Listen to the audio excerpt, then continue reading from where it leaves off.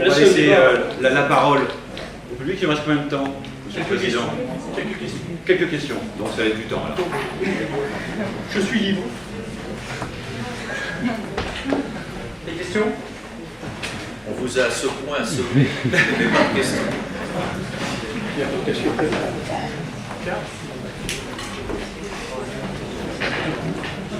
Je vais faire deux remarques, une première générale, une deuxième directement adressée au syndicat. Première remarque, tu as dit, j'en ai pourtant, à propos de la culture. Il y avait de l'inventivité dans le sport, c'est tout à fait vrai. De créativité, il y a un développement de certaines pratiques. Mais il faut bien se rendre compte que cette créativité, cette inventivité est restreinte à la façade occidentale de l'Europe. Autrement dit, le sport qui s'est mondialisé impose les pratiques des colonisateurs. Tous les pays en dehors de l'Europe ont été colonisés corporellement par les pratiques sportives, qui étaient celles de ceux qui imposaient leur autorité à l'Afrique, à l'Australie, etc. Or, actuellement, nous, à l'UNESCO, on est confrontés avec les pratiques d'autres pays. Et moi, je me suis rendu compte de choses que je percevais plus ou moins mal. C'est-à-dire que l'utilisation du corps, l'action motrice, revêtait des formes très différentes en Australie, en Amérique du Sud, en Amérique centrale, en Russie, etc. Autrement dit, ce qu'on appelle universel, le sport, en réalité, est l'émanation d'un petit groupe, d'une élite économique restreinte. Donc c'est un premier point intéressant, et nous, notre travail consiste avec nos étudiants, notamment dans les recherches, de montrer l'intérêt des jeux traditionnels des différents pays pour montrer que la mémoire des différentes cultures apparaît dans les jeux sous des formes différentes que celles du sport. Ça ne nie pas l'intérêt du sport, mais ça le met à côté des autres. C'était le premier point. Donc je crois que à l'avenir, il va falloir prendre conscience de ça, hein, le problème entre le local et le mondial. Deuxième aspect, alors là je m'adresse aux représentants syndicaux, je suis quand même très étonné que le syndicat prenne des positions sur l'orientation des contenus. Par exemple, que le syndicat veuille imposer à des moments différents sa classification des pratiques sportives, c'est à mon avis impensable. Nous, dans un syndicat, nous n'avons pas pour vocation d'élire des représentants scientifiques. Nous avons des représentants politiques, et tout à l'heure, quand tu lui as présenté une sorte de bilan d'intervention que tu faisais, je trouve ça très bien, c'est le rôle du syndicat. Moi je dis, je ne suis pas forcément d'accord, mais ce n'est pas le problème. C'est ton rôle, c'est le rôle du syndicat qui doit défendre les personnes et la profession. Mais le rôle du syndicat, ce n'est pas de nous indiquer ce qu'il faut mettre dans les contenus. C'est inacceptable que le syndicat veuille nous imposer une didactique qui est tout à fait particulière, qui n'a rien de généralisable, et une classification qui est le fondement des pratiques. Donc là, c'est inacceptable. Jacques Rouillet, donc je salue la mémoire, malheureusement décédé, mais qui écrit au ministre que la classification que nous proposions était inacceptable. Ça, je trouve ça dément, qu'un de nos représentants syndicaux lutte contre les professeurs de notre profession qui cherchent à faire avancer. De même que vous avez lutté contre Le Bouche, contre Seurat, maintenant c'est contre d'autres. Ça, c'est pas acceptable. Votre rôle, au niveau de la pédagogie, n'est pas nul, hein. Il est peut-être de mettre en relation et de présenter les problématiques. Et là, moi j'approuverais un syndicat qui favorise les colloques, les discussions. Mais le rôle du syndicat, ce n'est pas d'imposer un point de vue profondément idéologique et, à mon avis, à rebours des conceptions actuelles de l'évolution de la société. Là, il y a un retard du syndicat sur les positions fondamentales de l'éducation physique, un retard qui est inacceptable. Et j'espère que la profession va le prendre en compte, et rapidement vous allez changer d'avis, et que nous allons pouvoir travailler la main dans la main. Pour l'instant, ce n'est pas possible. Il n'est pas possible de travailler avec vous avec une position de régression. Sur le plan scientifique, hein, je ne parle pas des actions dont tu as parlé. Là, c'est tout à fait différent. Et là, on est avec le syndicat, mais pas sur les positions scientifiques. Pas sur... Voilà. Réponse, bien entendu. La réponse, oui, bien sûr, mais bon. Je connais le reste. Bon, ce que dit Pierre par le bas, bon, j'ai entendu fréquemment. Deux choses. Je crois que sur deux points, hein, sur les colonisateurs et ensuite sur le rôle du syndicat. Bon, moi je suis d'accord avec toi sur colonisateur, je trouve que c'est excessif. Que le sport se diffuse grâce au soutien d'une élite économique, etc. C'est vrai, ça fait partie du combat, à mon avis. Je suis d'accord, à mon avis, pour avoir une approche critique du sport, orientation qu'on a toujours soutenue, qu'on s'est cherché, qu'on s'est efforcé de faire dans le syndicat, d'expliquer le sport. Je ne suis pas de la sensibilité de Jean-Marie Braun sur ce qu'il dit du sport capitaliste. Pas du tout. Mais en même temps, ça veut dire que tout ce qu'il dit, je ne la partage pas, j'ai discuté quand même des tonnes de fois pour en partager, je dirais, un ensemble de ressorts et d'analyses que je trouve intéressantes et fines. En même temps, dans la lutte politique que l'on a menée, dans la volonté de rassemblement qu'on a voulu faire autour de nos propositions, de notre vision du sport, pour porter une vision positive de l'éducation physique. Parce que la critique du sport, c'était pour nous une façon de développer l'éducation physique dans la stratégie du sport éducatif que l'on voulait mener. Je suis d'accord que là-dessus, il y a actuellement un nouveau front, certainement international à mener. Je vais te dire honnêtement, au niveau européen, je n'ai jamais pu créer un front d'enseignants d'éducation physique sur les analyses qu'on portait sur les productions de la Commission européenne. C'est comme ça. Il y a un groupe EPA dans lequel nous sommes, que nous invitons régulièrement, mais qui ne sont pas de nature syndicale. Donc on est vite limité dans les analyses et les volontés d'action. Donc, tu vois, alors je ne te dis pas, mettons au niveau international, je ne vois pas très bien, mais je suis d'accord qu'il y a à retraiter la question du développement des pratiques physiques dans les perspectives, j'ai envie de dire presque, écoutez, c'est rien au niveau politique, une démondialisation du sport. J'emprunte à Montebourg un peu cette image-là, une démondialisation du sport, je dirais, par rapport au réseau qu'il a aujourd'hui, qu'il a mis en place. Bon, mais plus un truc intéressant, plus tout à fait. Sur le deuxième, sur le syndicat, ben, écoute, je vais te dire que je doute que dans l'immédiat, on change rapidement.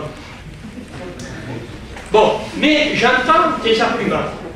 J'entends ton argument en disant le syndicat doit mener une activité plus diversifiée, plus, je dirais, plus large dans l'étendue des sensibilités, etc., pour porter ces questions-là. La profession, tu sais, la pédagogie, d'abord, on l'a hérité de l'ancienne direction d'avant 69. Le fait que le syndicat intervienne sur les questions pédagogiques, ce n'est pas une création d'unité action. Tout à fait. Ah, voilà, on est né comme ça. C'est-à-dire, le sport étant une pédagogie, des pédagogues, quand même, ben, voilà, ils se posent des questions. Et tu vois, je veux dire, c'est quoi, moi je crois que ce serait une faute terrible de ne pas le faire, de laisser tomber ça. Alors que tu me dises, il faudrait que le syndicat prenne mieux en compte l'ensemble des sensibilités, je suis d'accord. Mais d'ailleurs, Pierre, je vais te dire, quand on a réuni 1200 collègues à la cité universitaire, on t'a fait venir, on ne t'a pas fait d'ostracisme à ton égard. On a dit, Pierre par le bas, il n'y a pas eu de débat dans la direction nationale, j'étais secrétaire général, puisque j'ai quitté en 2007. Pierre, quand on a dit, bon, Pierre par le bas, il faut, on va danser, on a dit, ben oui, il faut lui trouver un espace, et puis, non. Bon, et je veux dire, on l'a fait. Ça n'a pas toujours été le cas. Mais ça n'a pas toujours été le cas. Mais écoute, un syndicat, il ne se bat dans l'actualité, je suis d'accord. Si vous me dites, tu as l'âme noire, comme secrétaire général, mais oui, des fois je ne me regarde pas. Je pense sur ce point, sans développer, l'appel qui m'est souvent fait, c'est un appel de justification. Je suis là un petit peu pour légitimer les autres. On est des grands témoins pour approuver ce qui va être dit. Or, moi, je n'interviens pas dans ces cas-là. J'interviens pour défendre des idées, mais à parité avec les autres. Ce qui n'est pas fait dans les réunions syndicales. Non mais, attends, Pierre, on t'a invité dans les réunions au SNEP, avec le Centre PS Société, sur les questions de la compétition. Bon, on t'a plusieurs fois, moi. Attends, je veux dire... je crois, à mon avis, en plus, nous, on a des moyens un peu limités, mais on a travaillé, on a eu le souci, écoute, c'est pas possible que 80% des collègues plus votent pour nous, c'était des abrutis parfaits. Moi, je pense, je regrette d'ailleurs que Jean-Luc, dans un bouquin, il ait écrit que le SNEP est tenu par UA, il parle au nom de tout le monde. Bah, je dis, écoute, Sarko est élu, il parle au nom de tout le monde et ça m'emmerde. Voilà, il va se faire applaudir, pas en France, mais en Géorgie. D'accord? Il va se faire appuyer en Syrie, en Libye. Il va pas en Syrie quand même. Tiens, il va pas au Yémen. Il va pas dans... Non mais voilà. C'est comme ça. Donc, moi je crois que le syndicat, il a raison de... Moi j'ai toujours dit au SNES que c'est dommage que le SNES n'ait pas ces débats pédagogiques sur la physique, le français, etc.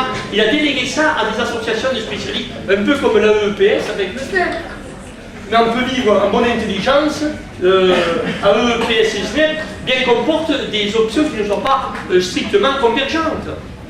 Mais on s'est rencontré à plusieurs reprises, et c'est très bien.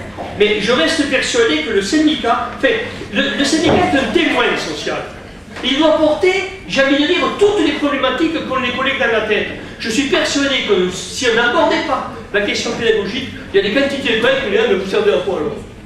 Ou pour vous dire, vous allez demander des postes, je veux pas. Non, mais toi, j'ai bien entendu, non, parce que si je vais te dire, mais non, vous connaissez pas. Non, mais c'est pas ça, mais je veux dire, attends, il y a un débat sur c'est quoi le syndicalisme aujourd'hui. Par exemple, dans la CGT, il y a eu des débats à un moment sur les critères de gestion dans les... Ah ben, c'est pas mince quand même les critères de gestion dans les boîtes. Alors qu'on disait avant, le syndicat c'est simplement pour gueuler l'emploi, les revalorisations, etc. Les grilles de... Mais les critères de gestion, c'est quoi? C'est un peu ce qu'on fait nous. Tiens, en gros, on regarde un peu dans les boîtes et on cherche à aborder l'activité syndicale par une autre entrée. Tu vois, moi, non mais ce que tu dis, c'est... Je voudrais pas que ce soit dit comme quelque chose de négligeable. Non, mais négligeable, c'est essentiel. Alors moi, je reste persuadé. Moi, je suis pour que ce débat ait lieu avec toutes les composantes. On l'a fait. On a eu des tonnes de rencontres, parce que ça ne se dit pas ici. Avec Alain Ebra, il a bien fait de partir. Avec Clem. Non, avec Clem, on a eu des débats. Avec tous ceux des commissions verticales, horizontales, tout ça, on les a toujours rencontrés régulièrement. Même si elles s'est engueulées. Mais le conflit est salutaire. Mais il nous fait vivre. Un point précis.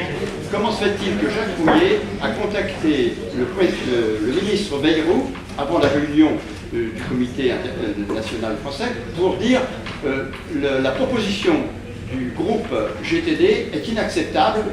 Comment se fait-il qu'il a fait ça? Il a imposé que l'accord qui avait été fait par la profession, l'inspection générale des profs et de groupe, ait été rejeté par Bayrou parce qu'il lui a dit si jamais vous acceptez, oui, nous on met le bordel comme tu disais. Non mais non, on dit pas le bordel, on met une action syndicale, mais je vais te dire.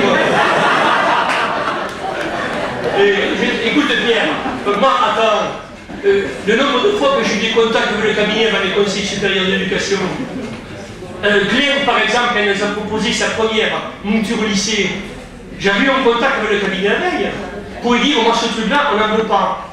Et il y a eu un bol du diable, Gérard Klein, c'est que le conseil supérieur n'avait pas le quorum à 8h30, donc on est allé boire un café, j'ai dit écoute ton truc là, ça va être violent entre nous. Et on l'a retiré, et puis tu vois, entre l'équilibre personnel et l'efficacité, on est venu à des sentiments un peu plus nobles. Mais tu dis, l'histoire de Bayrou, mais ça s'est répété avant les conseils supérieurs d'éducation, il y en avait donc 3, 4 par an, 5 par an, je sais pas trop. C'est fréquemment, mais même, il pourrait te le dire, Alain Ebra, on l'a eu avant les conseils supérieurs d'éducation, il dit pas tout. Bien. Moi je soulève rien de mauvais, je dis, un syndicat qui ne bouge pas, il sert à rien. Donc c'était pas mon style. Je vous propose d'arrêter là, on peut continuer le débat après. En tout cas, merci d'avoir débattu, d'avoir été là, d'avoir échangé. Donc il n'y a pas d'opposition, il y a plutôt de l'apposition, et c'est bien. Merci beaucoup à tous les intervenants.